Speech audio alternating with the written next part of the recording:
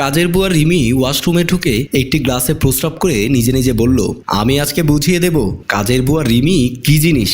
তোমার অত্যাচার অনেক সহ্য করেছি, আর এক মুহূর্তের জন্যও করব না। এইভাবে প্রতিদিন তোমাকে আমার প্রস্রাব খাওয়াবো, না হয় তোমার কুকুরের প্রস্রাব তোমাকেই খাওয়াবো। সোফায় বসে এর মধ্যে বাসার মালিকিনী ঝুমুর ডাক দিয়ে বলল, কিরে তোর কতক্ষণ লাগবে আমার জন্য এক গ্লাস শরবত আনতে? তুই কি আমার সাথে মস্করা করছিস নাকি? শরবত আনবি? কাজের বুয়া রিমি বাথরুম থেকে বের হয়ে ডাক দিয়ে বলল, ম্যাডাম একটু অপেক্ষা করেন, আমি আপনার জন্য শরবত নিয়ে আসছি। এই বলে বুকের মধ্যে থেকে একটা চামচ বের করে গ্লাসের মধ্যে নাড়তে লাগলো। তোকে আজকে এমন শরবত খাওয়াবো তোর যেন সারা জীবন মনে থাকে। ঝুমুর আবারও ডাক দিয়ে বলল, কিরে তুই তো এরকম আর কখনো দেরি করিসনি, হয়েছেটা কি তোর? মেজাজ কিন্তু একেবারে খারাপ হয়ে যাচ্ছে। এর মধ্যে রিমি প্রস্রাব করা গ্লাসটা দিয়ে ঝুমুরকে বলল, আপনি এভাবে চিল্লাচিল্লি কেন করছেন? আমি আসার পর থেকে কখনো কি কিচেনে গিয়েছেন? একবারও তো যাননি। আপনি আমাকে বলেছেন এক গ্লাস শরবত আনতে, আমি শরবত বানাতে গিয়ে দেখি চিনি শেষ হয়ে গেছে। বলেন তো কি করে আপনাকে তাড়াতাড়ি শরবত এনে দেব? ঝুমুর বলল, দাঁড়া আগে শরবত খেয়ে নেই, তারপর তোর সাথে কথা বলছি। এই বলে ঝুমুর চুমুক দিয়ে কাজের বুয়ার প্রস্রাবগুলো খেতে লাগলো।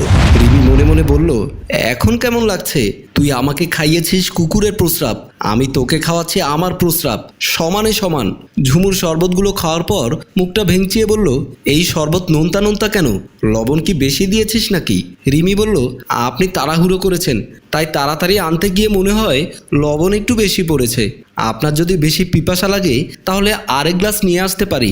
ঝুমুর বলল, আসলে আমার পিপাসা বেশি পেয়েছে, পারবি তো আরেক গ্লাস শরবত নিয়ে আসতে ভালো করে? রিমি হেসে বলল, ম্যাডাম আমি আপনার বাসার কাজের বুয়া, আপনি যাই বলেন তাই করতে পারবো, শুধু কি খাবেন এটাই আমাকে বলেন। ঠিক আছে আমি নিয়ে আসছি আপনার জন্য আরেক গ্লাস শরবত। এই বলে রিমি গ্লাসটা নিয়ে আবারও চলে গেল। তারপর ঝুমুর মনে মনে বলল, রিমি এই শরবত আনাতে আমার মনের ভেতর খটকা লেগে গেল। ওকে শরবত আনতে গিয়ে অন্য ছেলের সাথে মোবাইলে কথা বলছে, নাকি আসলেই চিনি শেষ হয়ে গিয়েছিল? না না, মেয়েটা এই ধরনের না, কারোর সাথে কথা বলবে না। রাকিব বাহির থেকে এসে সোজা ওয়াশরুমে ঢুকলো ফ্রেশ হতে। রাকিব মুখ হাত ধুয়ে ওয়াশরুম থেকে বের হতেই কিচেনে দেখলো কাজের বুয়া রিমি একটা পানির গ্লাস নিয়ে এদিক ওদিক তাকাচ্ছে। রাকিব রিমির অবস্থা দেখে ওয়াশরুমের দরজা থেকে তার বাসার অন্য রুমের দরজার আড়ালে সব দেখতে লাগলো। রিমি পানির গ্লাসে অর্ধেক প্রস্রাব করে নিজে নিজে বলল, অর্ধেক শরবত নেওয়া যাবে না, ম্যাডাম বুঝে যাবে, তারপর বলবে আমার বাসায় কি পানির অভাব, শরবত অর্ধেক কেন এনেছিস, এই বলে সন্দেহ করে ফেলবে। এদিকে আমার প্রস্রাবও আসছে না, কি করে গ্লাসটা পানি ভর্তি করব? না, আমার পানি খেতে হবে, তারপর চাপ দিয়ে প্রস্রাব আসবে। এই বলে আরেকটা গ্লাস নিয়ে রিমি পানি খেতে লাগলো। এদিকে রাকিব রিমির অবস্থা দেখে অবাক হয়ে মনে মনে বলল, রিমি এসব কি করছে? আমি তো কিছুই বুঝতে পারছি না। গ্লাসের মধ্যে দেখছি অর্ধেক শরবত, অন্যদিকে কি ভেবে আবারও পানি খাচ্ছে। ও কি করে আজকে সবই দেখতে হবে। এই বলে চুপচাপ হয়ে রাকিব রিমির কর্মকাণ্ডগুলো দেখছে। রিমি পানি খাওয়ার পর প্রস্রাব চলে আসলো। গ্লাসটা নিচে করে বাকি প্রস্রাব দিয়ে শরবত বানানোর মতো করে একটা চামচ দিয়ে গ্লাসটার মধ্যে নাড়াচাড়া করছে। রাকিব আর ঝুমুর দুজনে সোফায় বসে গল্প করছে। রাকিব ঝুমুরকে বলল, কিরে কাজের বুয়া রিমিকে দেখছি না যে, ও কোথায়? বাসায় আছে নাকি কোথাও গেছে? ঝুমুর বলল, রিমি আমার জন্য এক গ্লাস শরবত বানাতে গিয়েছে। কেন, ওকে তোমার প্রয়োজন আছে নাকি? রাকিব বলল, না এমনিতেই বলছি। এর মধ্যে রিমি এক গ্লাস শরবত নিয়ে এসে ঝুমুরকে দিয়ে বলল, এই নেন ম্যাডাম আপনার শরবত, কেমন হয়েছে জানাবেন। ঝুমুর শরবতের গ্লাসটা হাতে নিয়ে মুখে দিতেই রাকিব আটকে ফেলল। রাকিব গ্লাসটা আটকাতেই ঝুমুর বলল, তুমিও খাবে নাকি? এই রিমি যা আরেক গ্লাস শরবত নিয়ে আয়। রাকিব বলল, আমি ওর হাতে শরবত খাবো না, আমার যদি শরবত খেতে ইচ্ছে করে তোমাকে বলি তুমি বানিয়ে খাওয়াবে। আগে বলো এই শরবতগুলো তোমার কাজের বুয়াকে খেতে। ঝুমুর বলল, কি হয়েছে? আমার হঠাৎ পিপাসা পেয়েছে, তাই ওকে শরবত বানিয়ে নিয়ে আসতে বলেছি। রাকিব শরবতের গ্লাসটা হাতে নিয়ে রিমির কাছে গিয়ে ঝুমুরকে বলল, কি হয়েছে এখন দেখবে। রাকিব শরবতের গ্লাসটা রিমির হাতে দিয়ে বলল, এই শরবতগুলো আগে তুমি খাও, কেমন হয়েছে বলার পরেই আমরা খাবো। রিমি গ্লাসটা টেবিলে রেখে বলল, না না আমার শরবত খেতে ইচ্ছে করছে না, আমি এখন শরবত খাবো না।